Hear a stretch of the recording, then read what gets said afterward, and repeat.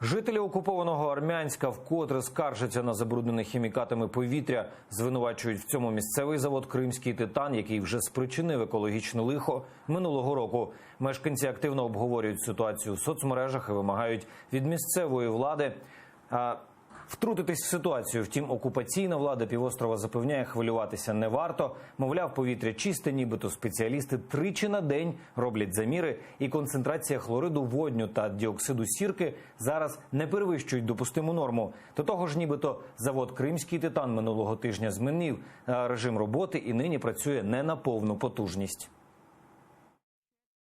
С целью предупреждения возможных негативных последствий в связи с тем, что температура воздуха увеличится, возможно, увеличенное испарение, была осуществлена такая разгрузка.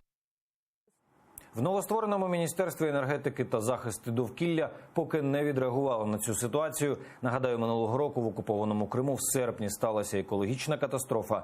Тоді в повітрі зафіксували підвищений рівень сірчаної кислоти, а лікарі повідомляли про збільшення кількості пацієнтів з кашлем, висипами та печінням в очах. Окупанти спочатку категорично не визнавали проблему. Лише за кілька днів з зони ураження почали вивозити дітей. Тоді роботу «Кримського титану» зупинили, але ненадовго.